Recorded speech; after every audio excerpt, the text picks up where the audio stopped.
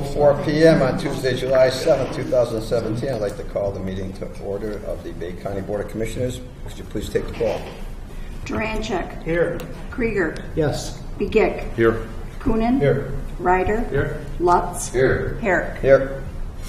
Please stand for invocation.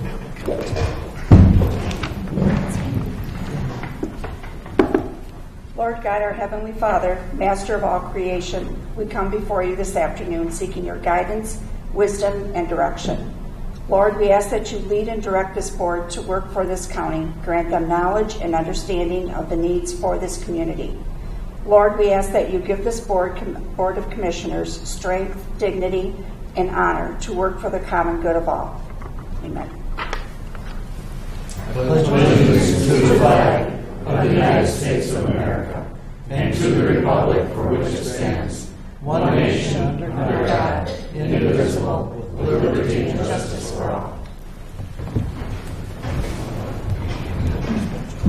Next up, minutes of the previous meetings. Motion to Darn? Support. We're good. You just told me that. Perfect. Citizen input. If anybody from the audience would like to stand up and speak before the board, now would be the time to do it.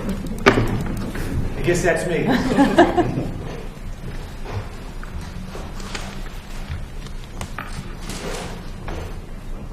Distinguished members of the board and staff, my name is John David Perez. I go by my middle name, David. I reside at 340 Killarney Beach Road here in Bay City. Some of you I know, not as well as others. I'd like to share with you something I learned 2 nights ago while I was on the internet. I saw a article in the Bay City Times that indicated that the DNR is proposing to open up the entire Topico Marsh to hunters and trappers. That would include the areas going all the way north to Euclid Road. As many of you know who go to that area, it's well traveled by hikers, bikers, runners, joggers, walkers, families, children. It's used for educational purposes. It's used by the local residents. It's used by campers throughout the year. During the wintertime, it's used by cross-country skiers. Living near the area, I also partake in the trails there probably 3 to 5 times a week. I take my pet out there. We go into the woodsy area. It's a cat. I've trained the cat to stay on a leash, and we walk along the trails, and sometimes we go off the trails so that he can explore while he's out there. My concern with this proposal that the DNR has put forward is that they will be intermixing both recreational users and the hunters and trappers. The end result is that you will find that that poses a significant danger to the non-hunters and trappers because of a hunter perhaps through an errant shot or a bow or something of that nature, and you'll have an injury or a fatality, God forbid. When I first read about that, I thought to myself, this cannot be real. It's so absurd. So I read further. I read the proposed amendment and the proposed order, as well as looking at the maps that they had proposed. The current map shows that the Topico Marsh is closed for hunting. It's a sanctuary. It's been a sanctuary, from what I understand, for probably 50 years or more. And now they're proposing to open up, again, that entire area to hunters and trappers. And the only time that it would be closed for hunters and trappers would be from September 1st to December 15th. But the only section that would be closed would be the body of marsh itself, the water. The lands would continue to remain open. So you, in effect, would have deer hunters there shooting with ammunition.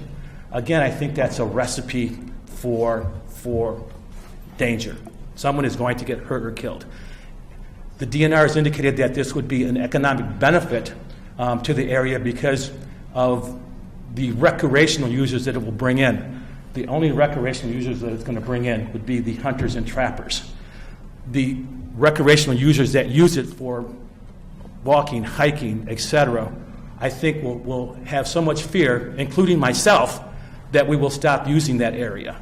I think once the campers who go to the state campgrounds to use the facilities will probably stop using the trails along that way as well. And again, because I go there so frequently, I see families with children. I see classes that go out there that take educational undertakings through the DNR personnel over there.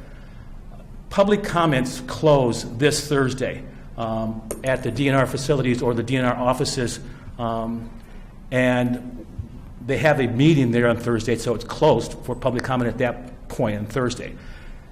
They anticipate on taking the issue up at their August meeting. And from what I can gather, I think unless enough people object to it, they're probably going to summarily approve it, which would be disastrous for this area, including Bay County, because I think it would be an economic disadvantage to have something of that nature. I'm not sure what you as a body can do. I'm certainly hopeful that what you would do is send some type of a letter or a resolution indicating that the citizens, because again, I forgot to mention this to you, that when I read this yesterday morning, I drafted a petition. And if I can read it to you.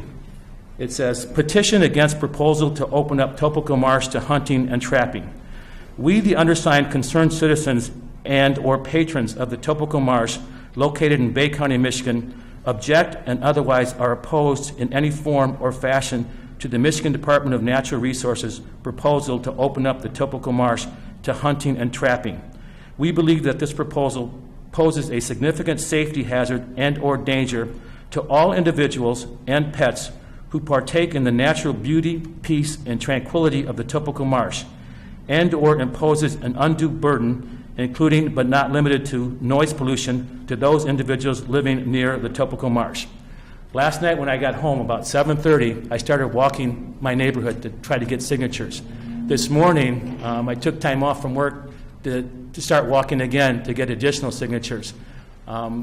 I went home and took a shower and went to Bangor Township offices to speak with the township supervisor, and he told me that they had a meeting at 6 o'clock and encouraged me to attend their meeting to speak, and he also indicated that you had your meeting at 4 o'clock, which I was unaware of, so he encouraged me to come here, and that's why I'm here.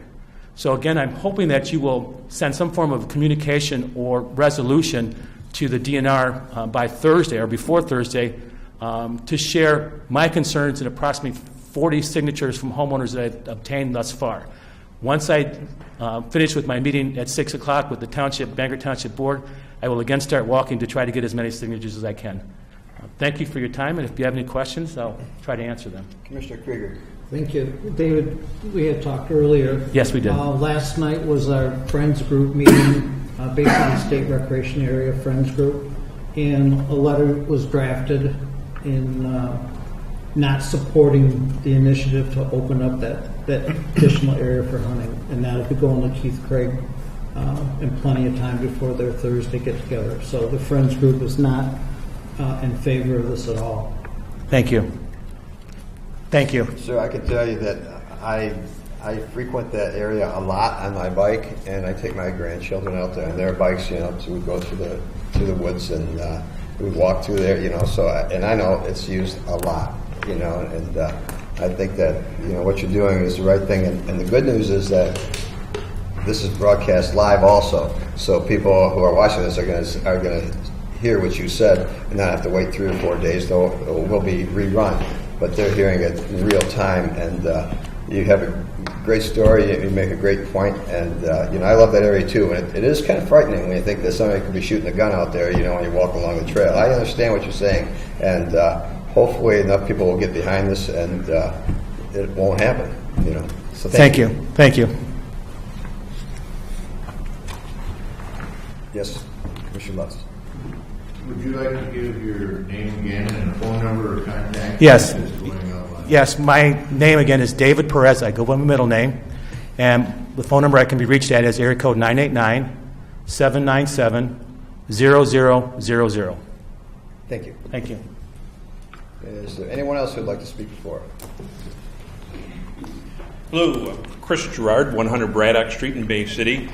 Here on behalf of Dual Incorporated, we have before you a request for your consideration to put up on the top of the building transmission equipment that our organization plus many organizations, nonprofits in the community will be able to use to help kind of save costs and to kind of pool resources to allow for technology to transfer between organizations. So we met with Mr. Barsh's staff, and we went to the top of the roof there and just look at kind of the situation of how the equipment, and we're working with Pete Avery from Brady's Business Systems. He's actually serving on our board of directors, and he's the one that's actually going to pay for the equipment to be put up there. There's 4 tower or units that are like 2 foot tall, I guess. So nothing like the equipment that's up there now. You got some big equipment. This is pretty small and fit nicely on the rooftop.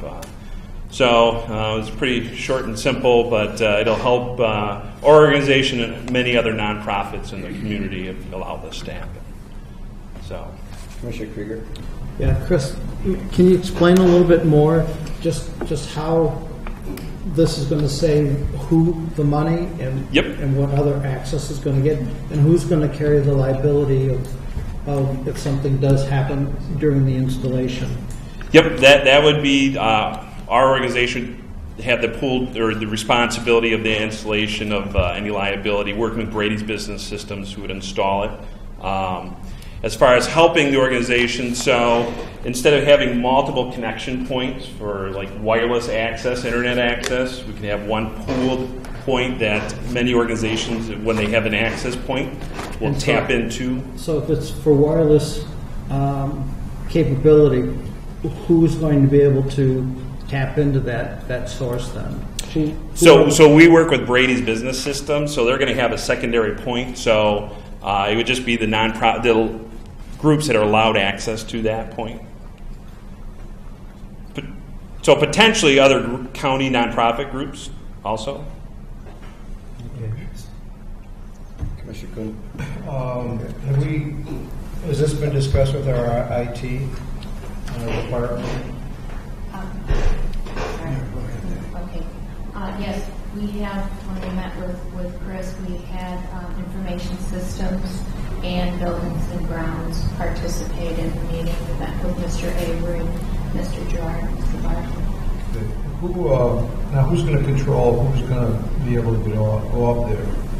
There's a lot of nonprofits. I mean, is this going to be controlled by the county, or should it be controlled by us and not by you or anybody else?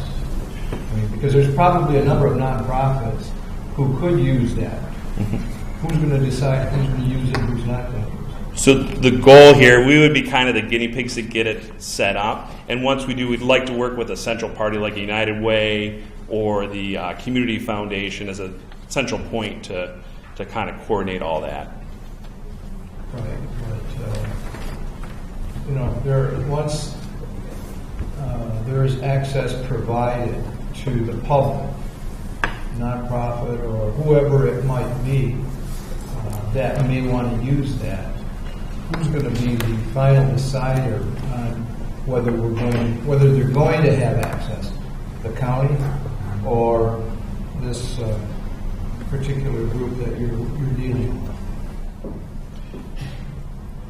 Chris, do you want to answer that? Well, We discussed that, but- Yeah, we didn't really talk about that. I mean, I assume we would work together on forming a process. I mean, the goal is to pool. As you know, nonprofit groups are under scrutiny all the time, and resources, and they're shrinking. So, I understand all that.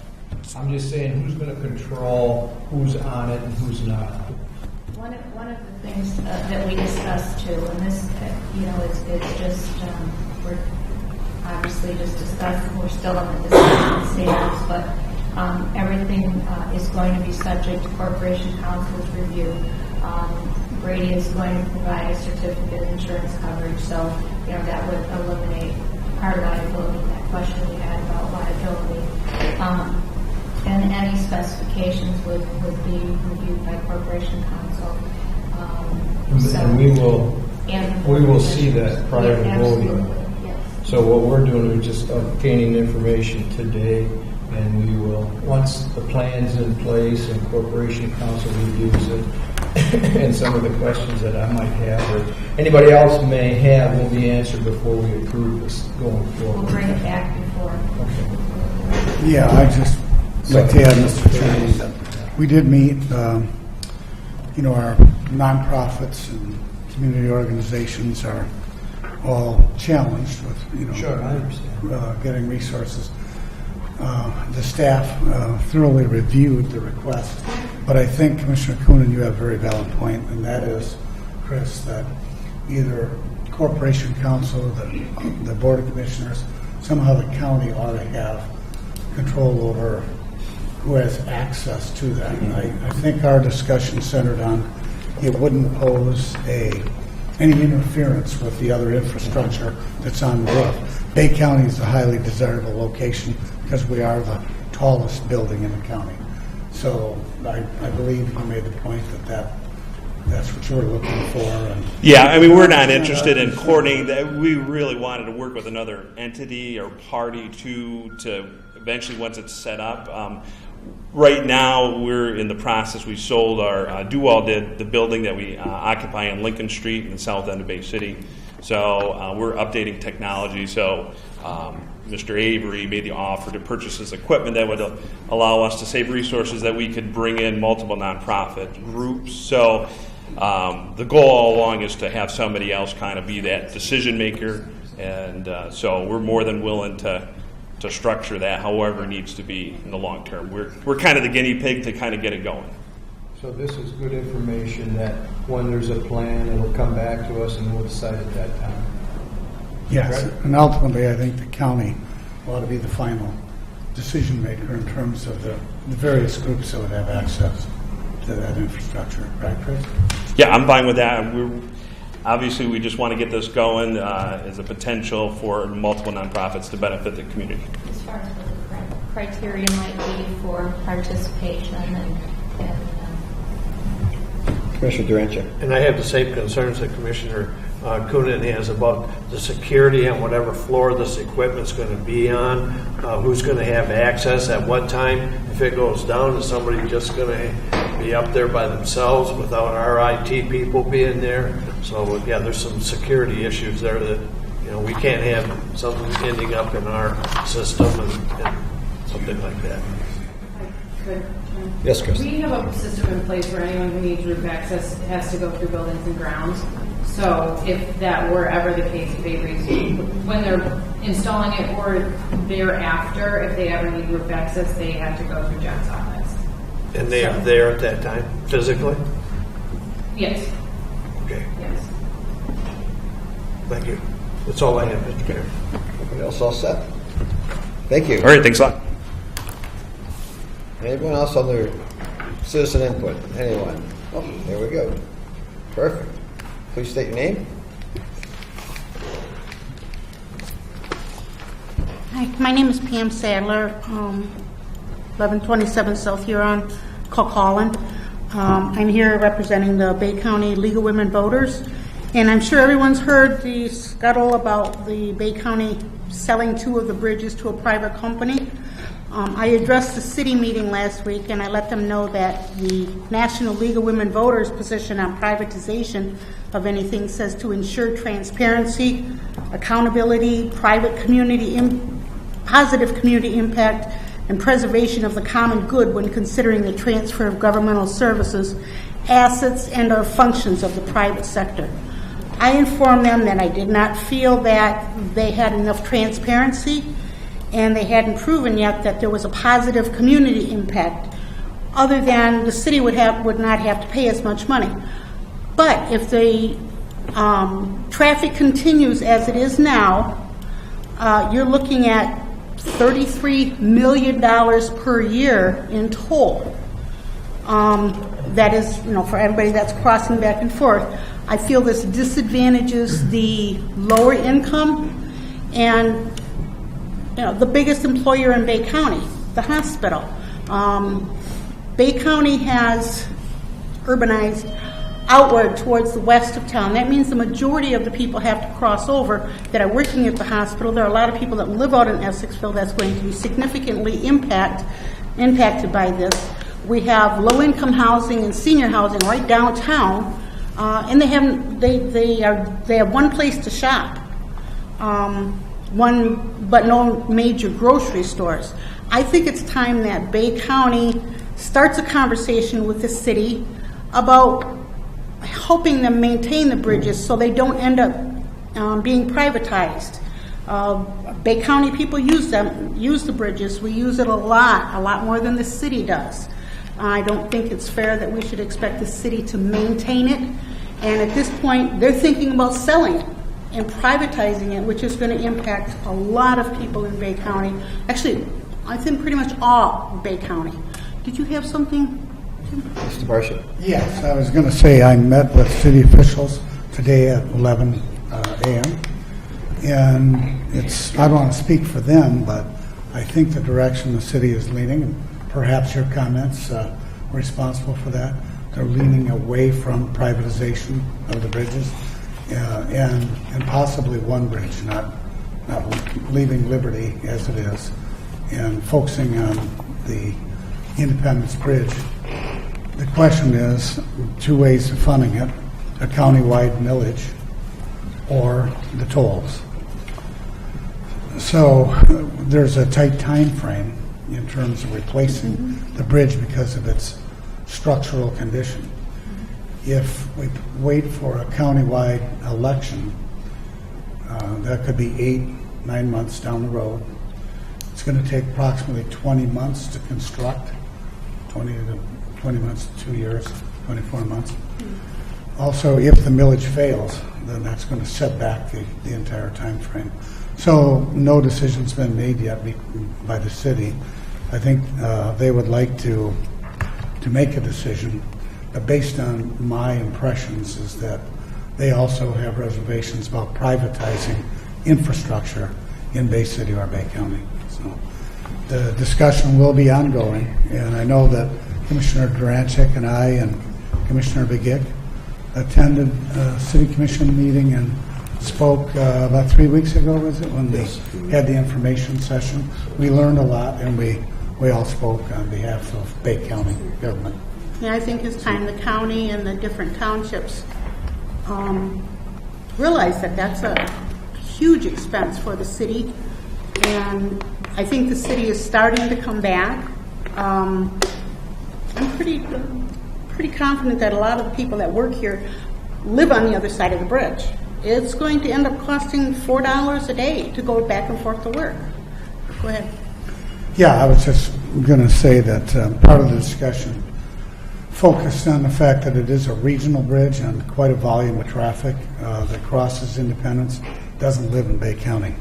It's a major connector, rather than using Independence Bridge, it's a major connector to I-75 for traffic north and south. And there are a lot of non-Bay County residents that also utilize that bridge, and that's why some of the commissioners are thinking a toll would be a fair way of assessing the cost on the people who use the bridge. But again, it's a city issue, and we obviously it impacts all residents of Bay County as well as the region. So we're going to continue discussions, and I have the same reservations that you do, and I think I got that sense from the officials I talked to that they're very leery of privatizing major infrastructure in Bay County and Bay City. Yeah, I think it would disproportionately affect our lower income, our disabled, our senior citizens that are living on a higher income. And I don't think it's been transparent enough. I think that there needs to be a lot more transparency and a lot more discussion between the townships, the county, and the city, and all of the 4 cities in the county. All of them need to step up a little bit and get involved in this discussion.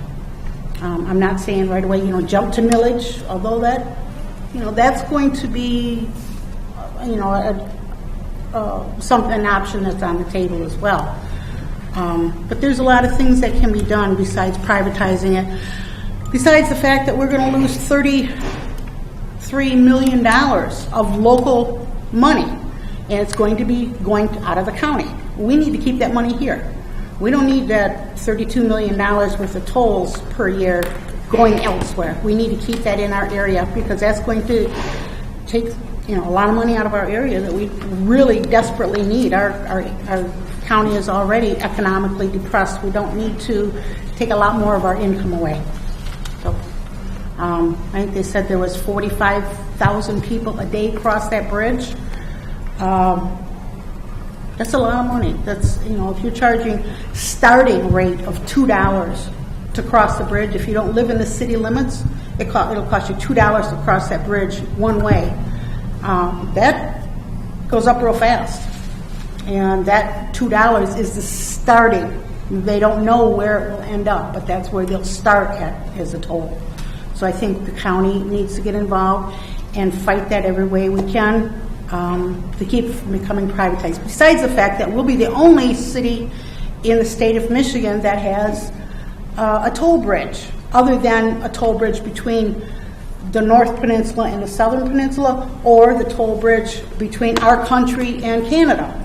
We'll be the only one. What an embarrassment that they're going to charge us, our residents, to go across town from one side of the town to the other side of the town. That would be a big embarrassment. Pam, would it's you gonna suggest closing the bridge? It's estimated it costs between $50 and $80 million. And as you say, that's a lot for the city to bear that cost.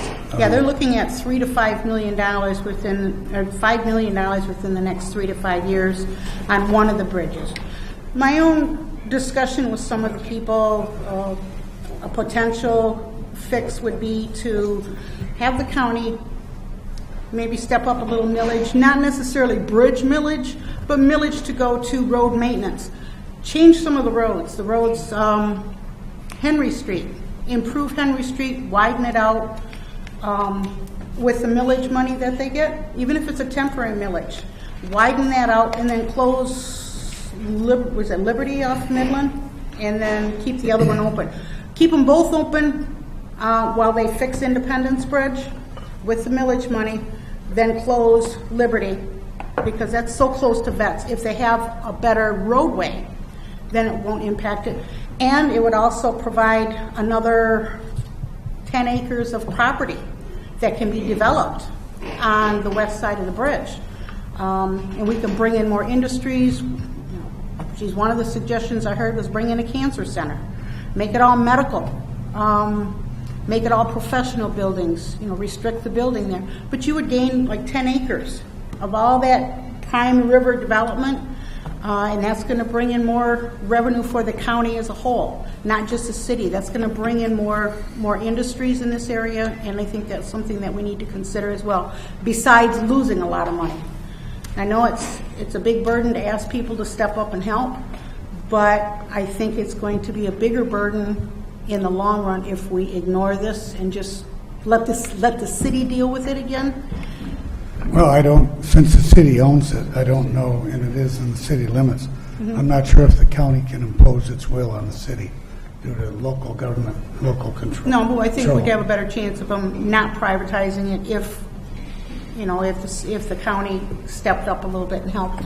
No, the other thing I'd point out is when I spoke to the city commission, I pointed out that they'd better engage everybody who has an interest, should engage all residents of Bay County, particularly northern Bay County. We have a number of smaller bridges that have been closed because they're not safe, and the cost of replacing a small rural bridge is about $1 million. Mm-hmm. So I would suspect that if people thought they were going to raise their property tax in Gibson Township or Pinconning Township, they might also like their bridges to be repaired and functional. Mm-hmm. The other thing I'd point out, and this would be in your role as the director of the League of Women Voters in Bay County, to educate the public, and I'm not taking a position one way or the other on this at this point, but the last time in 2014, there was a proposal to increase the gas tax 3 cents a year for 3 years for a total of 9 cents, along with a registration fee, with that money earmarked for road improvements across the whole state of Michigan. In Bay County, the voters turned that proposal down 85 to 15%. So there will be a massive education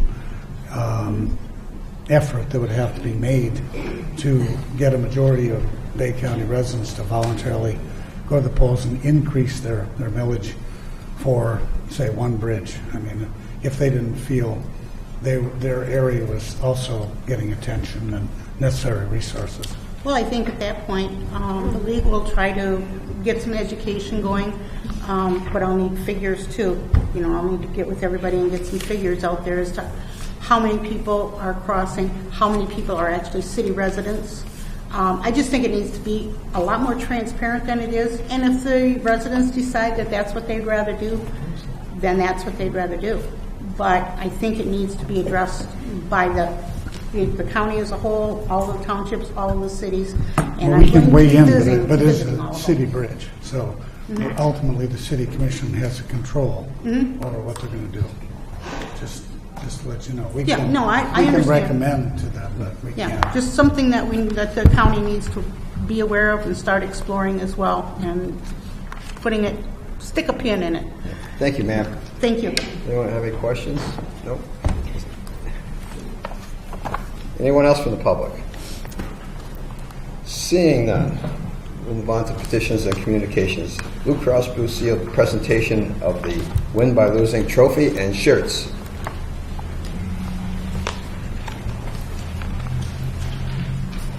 Thank you. Today we have with us, I'm Jeannie Deckert, the Wellness Coordinator, for those of you that don't know me.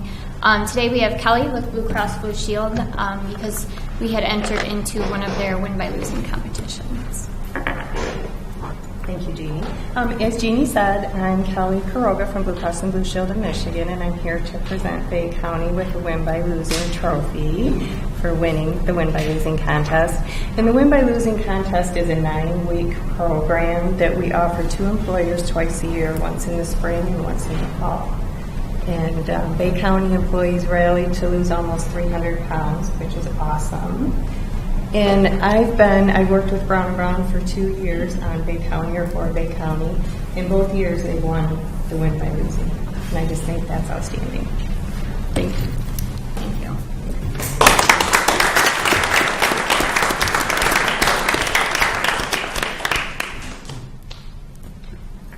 And just so you know, there was 34 in our group this time for companies. They divided out by the number of employees you enter, and this time we had entered 18 people, and so we were in the 11 to 29 participating employer group, and there was 34 companies in there, so we did really well. You do a great job with that, Jeannie. You're dedicated. There's no doubt about that. And now, you're going to do your program update? Sure, yep. Oh, I'm sorry. What I missed? Kim? Oh, I just Mr. wanted Cody. to say, Jeannie, that the program, part of the wellness program that the county has, and you probably spearhead with others, has gone a long way to educate our employees, which reduces healthcare costs that we know. Going forward, I think with the cost of healthcare, if we keep people healthier longer, it reduces our healthcare costs, and that's the goal. And you've done a great job, and administration over the last number of years, 10 years, has done a great job with that wellness program. So it's very important. Keep it going, and congratulations. Thank you. Good job. Anybody else? We're good? Okay, I'm sorry. Accept my apologies. I'm sorry I missed you over there. Go ahead, Jeannie. Okay, so I just have a brief Bay County Wellness update, and it is up on the screen, and Dan will have a copy of the presentation if anybody needs it. So basically, our wellness program started in 2014, and so this is just an update through now of 2017. So the question really stems from why wellness, and you can see on here, we promote physical activity, healthy eating, builds loyalty and accountability. And the accountability so much is like these competitions and challenges that we do. People are accountable for eating healthy and losing weight if they want to participate. Provides education and opportunities, and then saves hard and soft dollars. And what we really mean by that is decreasing absenteeism and also increasing productivity and employee morale. It has also been helpful for employees, spouses, and dependents because we do get a lot of feedback about how well people's families are doing as well. The long term, it does save in the health insurance premiums, and in the longer term, it saves lives. And we have had quite a few success stories from just the Wellness Center alone. People decreasing like their cholesterol medication, One person is here today because they were saved. They went in for a wellness check and they were having a heart attack. So they actually went to the emergency room and they're still with us here today. So wellness events that we've put on since 2014, there's been 29, and with those 29 so far, we've had 262 employees and some retirees as well that have participated. And a couple of them that we've put on, and what we do is we reimburse their registration fee as long as they participate for the event. St. Patty's Run, Beach Wellness, the Dryathlon, Bay Area Christmas, the 5K walk and run, and then the newest one that we did this year was the corn stalk run. And we didn't get as much participation as I thought we were going to because the way it fell with the 4th of July, and people were really busy. Self-defense classes, we've had 5 of those since 2015, and that was really receptive. Mostly women, but there was some men, and there was 45 people that participated. The wellness challenges that we've put on, the Biggest Loser, that is where people pay in their own $20 and then they win a lump sum at the end, and we pay out 3 places. We've had 6 since 2015 with 167 participants, and we've lost almost 1,400 pounds. And with that, spring of 2016 has been our biggest loss. And the person lost 40 pounds and 17.78% of their body fat. The win by losing competition that Kelly just presented us the trophy, we've had 113 participants. We've done 5 of them, and like she said, they're only done in the spring and the fall. So of those last couple of years, we've had 5, and of those 5, we've won 3 times. And then the one time we did come in second place, and it was just by a couple of pounds. The step challenges, those have been really great. The average has been about 77 participants, and we are in the 9th challenge right now. We give out prizes, and it's basically just 3 random winners that people in our office just throw me a number, and we pick out 3 people. And the prizes that we have are pretty much donated by like Blue Cross Blue Shield, AFLAC. They just give us some random stuff. And then the plank challenge, randomly throughout the year, I just throw out a calendar for people to do a plank challenge, and it usually starts like with 15 seconds and then goes up to like a minute and a half throughout the month, just to increase people's core muscles. And I do get a lot of funny feedback in my email from people about those. Physical wellness, we do have fitness rooms at the community center and the civic arena, and at the community center, we offer fitness classes, and Beth Tron teaches those for us.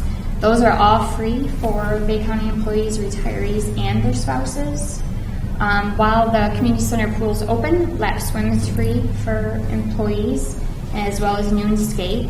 And then we offer discounts on golf for employees only, and that's Friday afternoons and Sunday afternoons. Delta College is still available, and that is free for employees and discounted for increased membership to families. Our on-site fitness, currently we have a room here on the 3rd floor in the county building. It consists of a bike, treadmill, various exercise equipment, and a blood pressure monitor.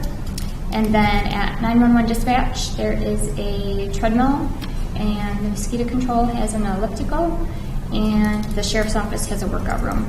So that's all available to those employees as well. In my office, people are allowed to check out workout videos, and those are various, like Pyro, some other beach body workouts, and then just some walking videos and stuff. And people constantly have those checked out. The cardio ball chairs, I'm sure you guys have seen some of those bouncing around and making fun of some people that may have had them.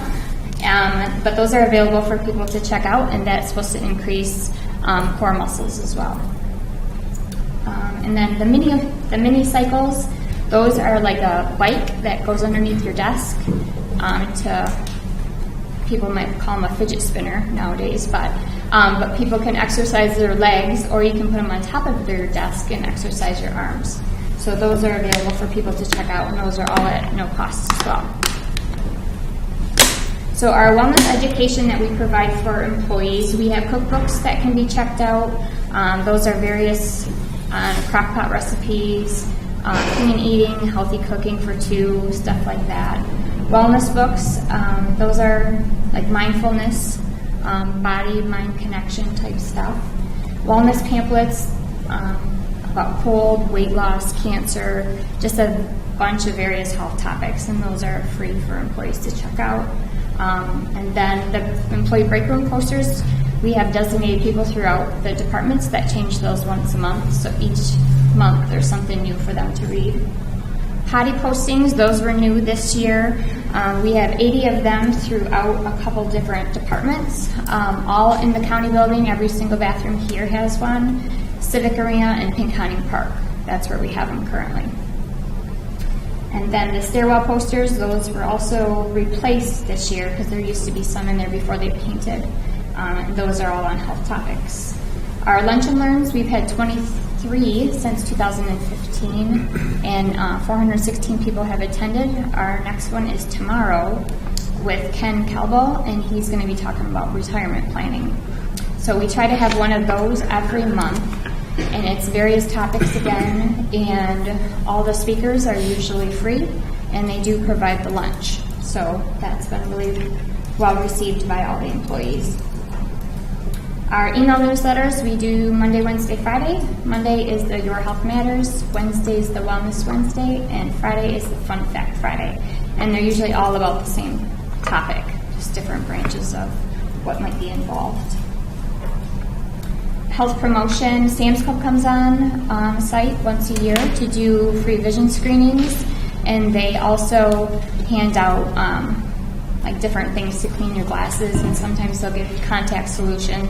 So anybody that comes to those, the free vision screening will get that. I did apply for the Worksite Wellness, and we got that award June of 2016 to April of 2017. They are currently revamping that, so it wasn't anything we could apply for again this year. And they're supposed to let me know when that's all set, and then we can apply again. So, smoking cessation programs are offered through our EHIM program for anybody on our health insurance.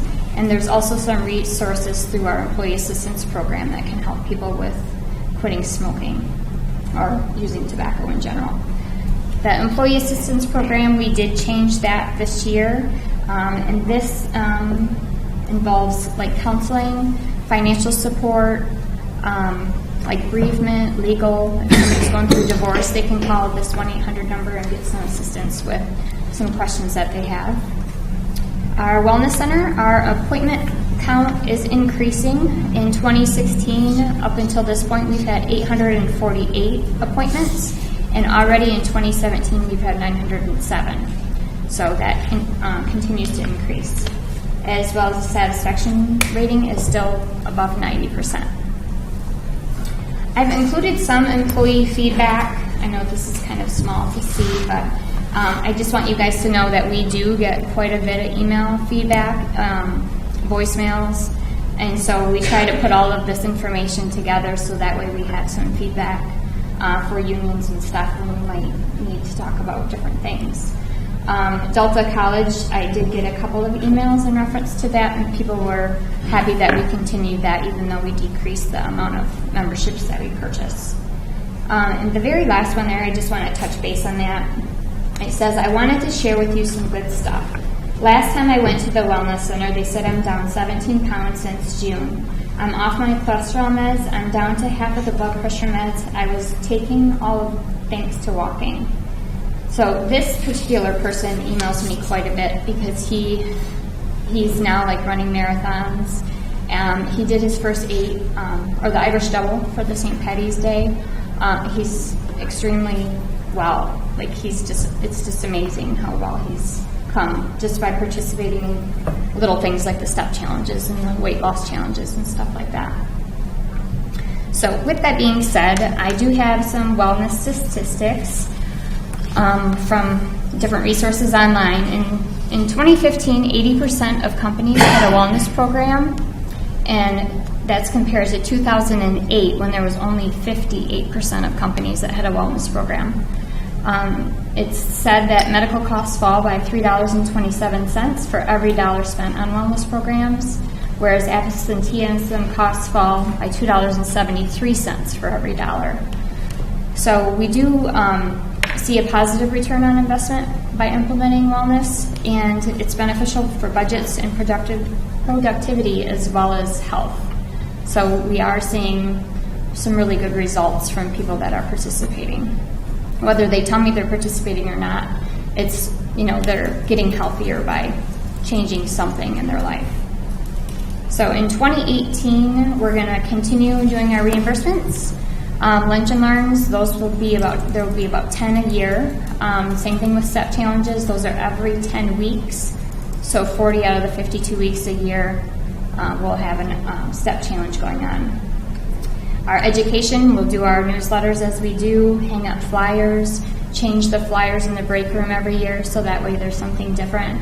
The potty postings, it's a different topic every month with a different fun fact or recipe. Our fitness classes will continue at the community center. The fitness centers will remain open, and then on-site wellness, we're still looking at doing some cooking classes, massage therapy, and we're going to get together with the wellness committee in the next couple of weeks to make up a plan on what else we might want to offer. So that is all I have, and I know the why is always a question. So I just want to make a note about that. We did have a couple of meetings with them, have been in contact with them through email, and they're working on a cost, and we're looking at doing an open house in September. Thank you, Jeannie. Anybody have any questions? I make a motion to receive. Support. Are we receiving this? Is that what we're doing? Yep, thank you. All in favor? Aye. Opposed, same sign. Motion carries. Thank you. Next, report and resolutions of committees. Commissioner Lutz, Ways and Means Committee. Thank you, Mr. Chairman. Today I'd like to bring forth for passage and discussion Resolution 2017-127, which is the child care budget fund adjustment from the probate court. And move that resolution. Support. Discussion. Seeing none, all in favor? Aye. Opposed? Motion carries. Next, I'd like to bring forward Resolution 2017-128, which will do all incorporate the transmission equipment on the building roof that was discussed earlier, from building and grounds and ISD. I move that resolution. Mr. Chairman, I'd like to have this resolution amended to move it forward to our next meeting for discussion. Did we already support it? We supported it here. We had a support for this, so we have to do. What's that? I don't know. So we had a motion and we had support. Motion to refer is always. Yeah, but she's got a second on the resolution. Right. Yeah, but a motion to refer is always in order. Okay. I just want to make sure. I got it square. That's all. That's basically what you want. Yes, sir. Yes. And I'll support that. Thank you. Any discussion? Seeing none, all in favor? Aye. Opposed? Motion carries. And that motion. That's referred to the next meeting. Right, so that we can get more information from. Correct. Administration.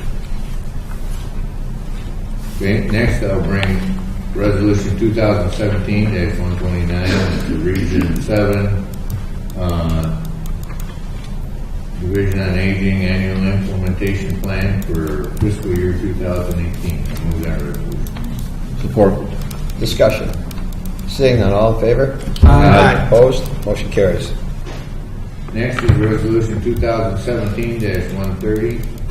It's for the fiscal year 2018, the MDOC grant from Community Corrections. I move that resolution. Support. Discussion. Just a comment. I sit on that committee of Community Corrections, and I think Luana's here today. She's our advisor and stuff. And where the new grant's going to be for I think it's $220-some thousand. It's up from $149,000 from the previous year, and it's going to increase our opiate specific program and stuff. So you hear a lot of things about, Bay County and the state of Michigan with the opiate problem. So we're addressing that, and hopefully through our treatment centers and things like that, that everybody that needs help can get there in a timely fashion. So I'd just like to fill the board in on what these meetings, what goes on there. It's a pretty good group of people. They're trying to move Bay County forward with a serious problem. Anyone else? Seeing none, all in favor? Aye. Opposed? Motion carries. Next is Resolution 2017-131. It's the amendment to agreement with Tyler New World Software for 911 Central Dispatch. I move that resolution. Support. Discussion. Seeing none, all in favor? Aye. Opposed? Motion carries. Next is Resolution 2017-132. It's the 2017 FM Global Fire Prevention Grant Program for 911 Central Dispatch and Emergency Management. I move that resolution. Support. Discussion. Seeing none, all in favor? Aye. Opposed? Motion carries. Next is Resolution 2017-133. It's 2017 Enbridge Safety Community Grant Program for the LEPC, Emergency Management, 911, and Central Dispatch. I move that resolution. Support. Discussion. Seeing none, all in favor? Aye. Opposed? Motion carries. Next, I bring Resolution 2017-134. It's the extension of agreement with Earl Spray Service for mosquito control. I move that resolution. Support. Commissioner Krieger. Afternoon. Just a couple questions. Sure. In the contract, I see that if all of a sudden the fuel goes up 50 cents, that we will adjust it. Is that also going to go the opposite direction? Should that happen? It doesn't. We've had that in the past. We've had that clause in the past about the fuel agreement.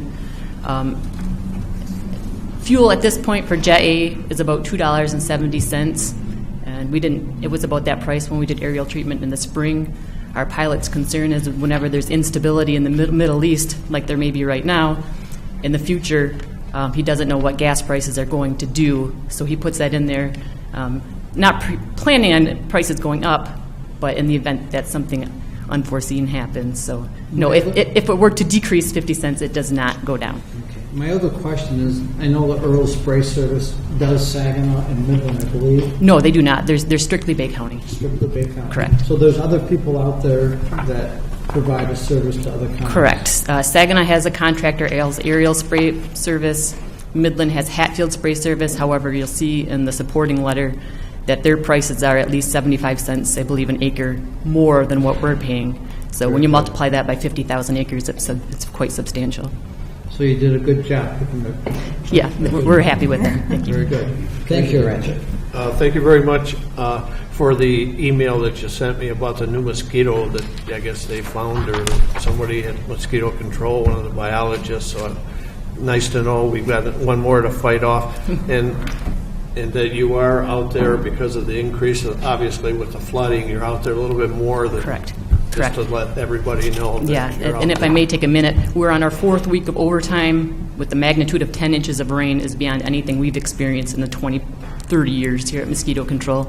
So our first 2 weeks were spent running 12-hour days and weekends with our larviciding shift, trying to get as much larvae killed before they hatch into adults. By the 1st of July, we saw that hatch, and at this point, we've been running 2 weeks of our adulticiding shift, running 15 trucks at night, extended hours, and the weekends. Last night alone, we treated 420 miles of roadway, which is amazing. So our staff is doing an amazing job right now, given the situation.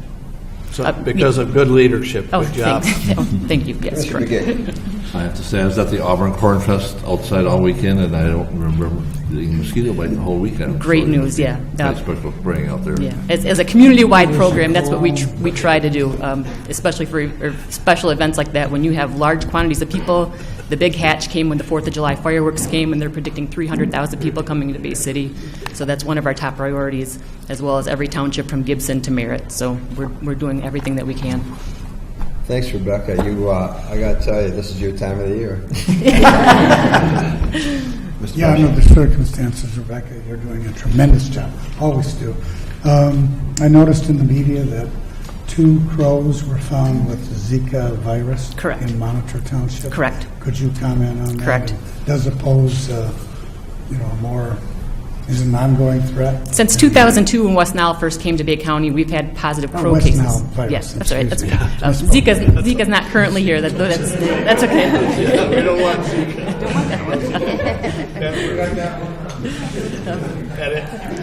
We've tested 10 crows to date. 4 have tested positive for West Nile virus, 2 in Monitor, 2 in Bangor. It is nothing out of the ordinary from what we've seen for the past 15 years. The mosquito species that we have now from all of this rain is completely unrelated to the species that spreads West Nile virus. The fact that the 2 kind of came out in the media at the same time was just unfortunate. No need of concern that these rainwater mosquitoes are going to be spreading the virus. Again, we recommend to all homeowners bug spray for the next couple weeks, loose-fitting clothing, stay inside at night if at all possible. Thank you very much. Thanks. Thank you. Anybody else? No? All in favor? Aye. Opposed? Motion carries. Next, I bring Resolution 2017-135, the funding for the Health Department renovation from buildings and grounds. I move that resolution. Support. Discussion. Commissioner Krieger. Kristen, everything's being done in-house. Correct. So not only will our guys be leading the project, but we are asking in this resolution to also be able to hire some temporary employees because this project is going to take such a long period of time, if you're going to require a couple guys to be on the job at once, we didn't want to undercut our maintenance department for 3 to 4 months to be on this project. So our carpenter is going to be leading the project, and then we're hopefully going to be hiring 1 to 2 helpers. Anyone else? Seeing none. All in favor? Aye. Opposed? Motion carries. Next is Resolution 2017-136, the acceptance of the carryover funds from Region 7 Department of Aging. I move that resolution. Support. Discussion. Seeing none. All in favor? Aye. Opposed? Motion carries. Next is 2017-137, resolution for the Hills Food, Shelter, and Love Program agreement with Animal Control. I move that resolution. Support. Discussion. Seeing none. All in favor? Aye. Opposed? Motion carries. Next is Resolution 2017-138. It's fiscal year 2017 and 18 comprehensive planning, budgeting, contracting from the CPBC agreement with the Health Department. I move that resolution. Support. Discussion. Seeing none. All in favor?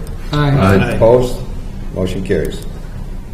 Next, I bring Resolution 2017-139. It's payables, general, bayonet, and Center Ridge Arms. I move that resolution.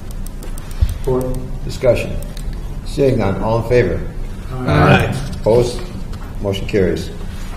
Next, I bring motion to receive the tuition reimbursement information for Lisa Davis from the Health Department.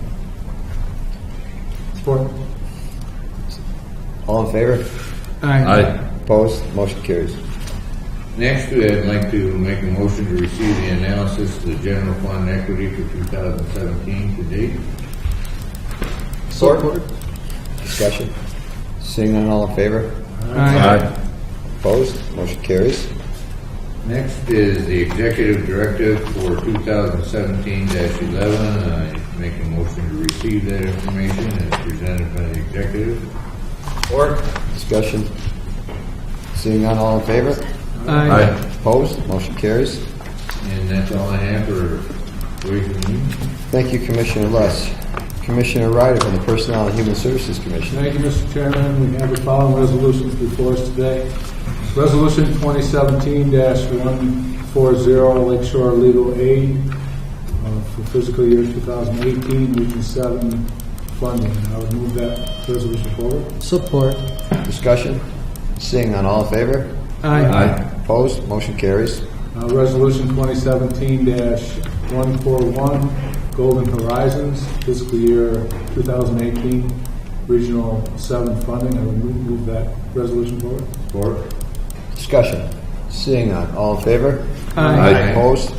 Motion carries. Resolution 2017-142, renewal of kayak rental contract for Pinconning Park. I will move that forward. Support. Discussion? Commissioner Krieger. Yeah, I'd just like to mention the individual that we're involved with the rental contracts. From what I've heard and seen, this guy treats that park as if it's his own. So we're very fortunate to have an individual that's so dedicated to the well-being of Pinconning Park. I just wanted to kind of acknowledge the appreciation that I have for what he's doing at that park with the rental and keeping that park looking as good as it does. I agree. Good job, Kayak Bob. Yeah, I was going to say I met Kayak Bob 2 weeks ago, and I can see why people like him. He's just a good guy, and that's nice. So it's nice to have somebody that's working with us, do something like that. Any more discussion? Seeing none, all in favor? Aye. Opposed? Motion carries. Resolution 2017-143, Senior Project Fresh Memorandum of Understanding. I would move that forward. Support. Discussion? Seeing none, all in favor? Aye. Opposed? Motion carries. Resolution 2017-144, Medicare Medicaid Assistance Program, Memorandum of Agreement. I would move that forward. Support. Discussion? Seeing none, all in favor? Aye. Opposed? Motion carries. Resolution 2017-145, Title V Worksite Agreement with Region 7. I would move that forward. Support. Discussion? Seeing none, all in favor? Aye. Opposed? Motion carries. Resolution 2017-146, Bay County Anti-Retaliation Policy. I would move that forward. Support. Discussion? Seeing none, all in favor? Aye. Opposed? Motion carries. Resolution 2017-145, Worksite Agreement with Region 7. Could just do that. Just did that. Resolution 2017-144, Medicare Medicaid Assistance Program. We did that one too. My computer is 147. passing around.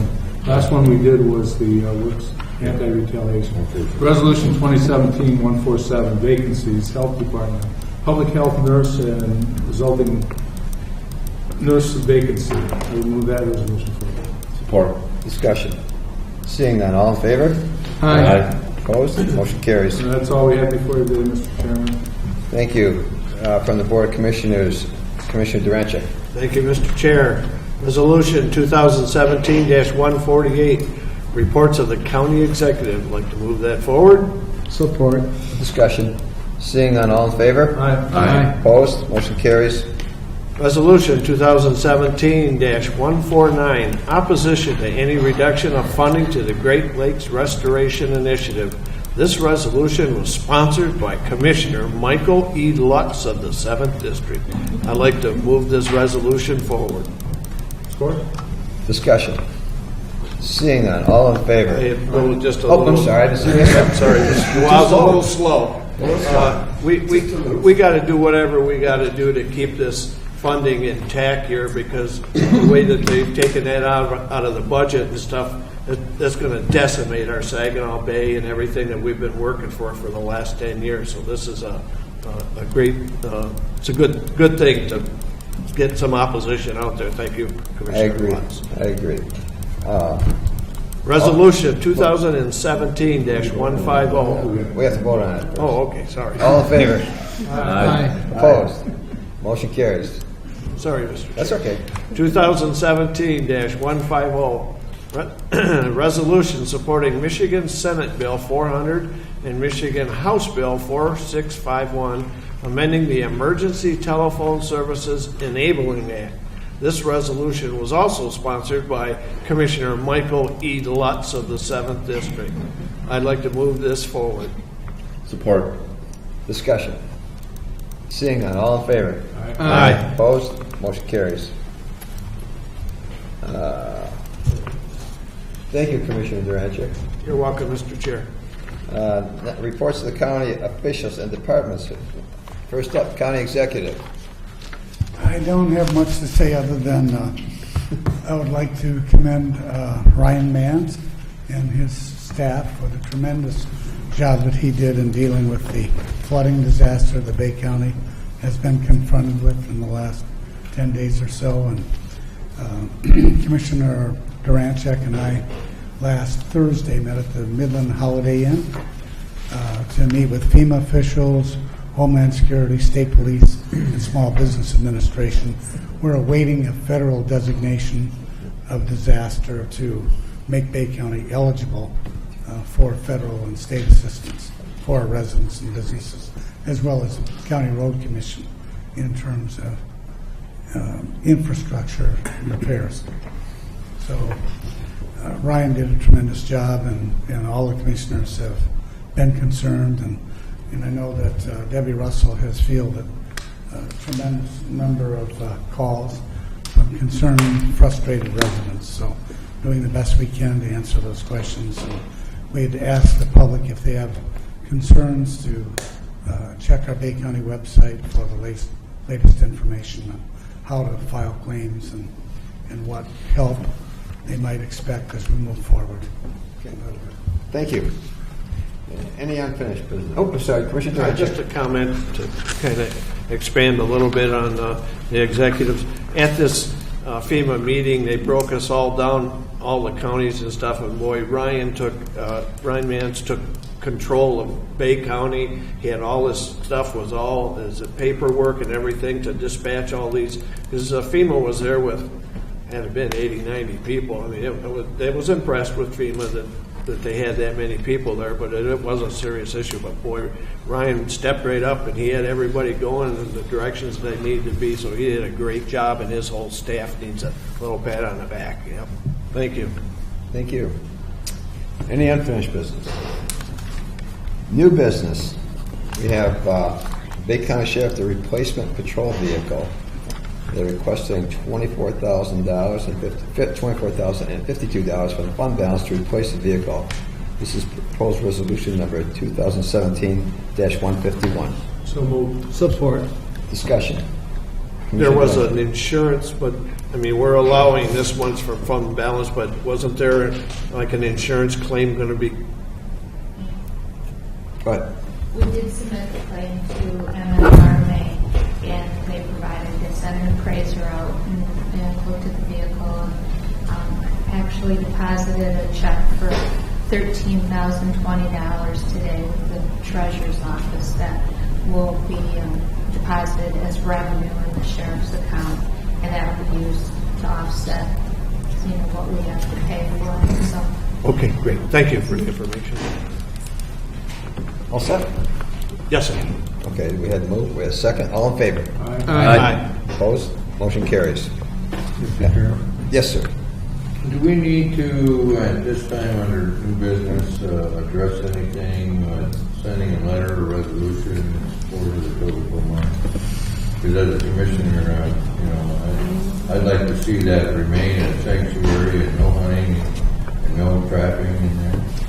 I guess it's what's our pleasure. So is that what we want to do as a commission? I would support that.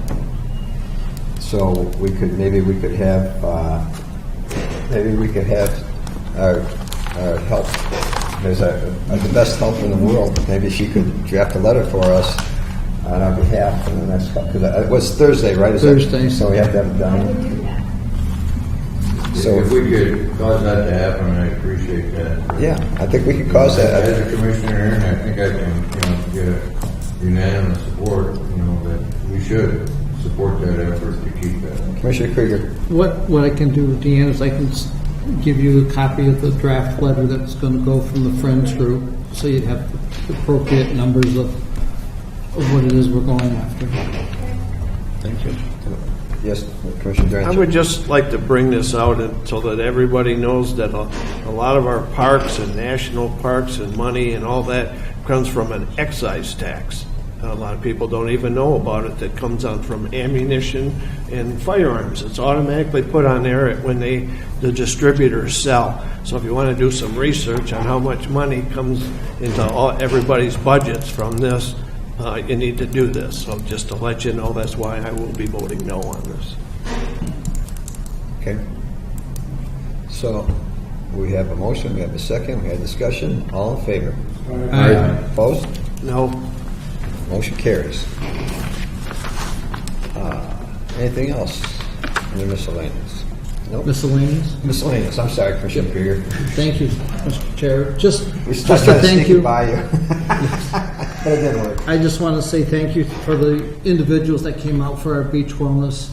Mother Nature couldn't have been better to us that morning. County Exec, Mr. Barsha, was there, and I think if I heard the crowd, I'm sure Mr. Barsha will probably participate next year in the walk part of it. But it went very well. Even though we had wet conditions, we adjusted the course, and the 15K run went as good as I could expect. So again, thank you. We'll be picking a date here soon for next year. And we may incorporate more of the shoreline with the run besides going out in Etobicoke. So it'll be something new. Yeah. Wait, well, I mean, was he wearing a suit? He was dressed in black. But he didn't sing, did he? Thank you. Thank you. Any more miscellaneous? Under announcements, 2017 appointments in October, we have the Land Bank Authority, one local unit of government representative, a 3-year term. We also have Director of Health and Human Services Board of Directors, 1 3-year term. And the Board of Canvassers, 2 4-year terms. And then in December, we have the Division on Aging Advisory Committee, 4 2-year terms in districts 1, 3, 5, and 7. Do we need a closed session then? We do not, Mr. Chair. Okay. Motion adjourned is always in order, Mr. Chair. We are adjourned.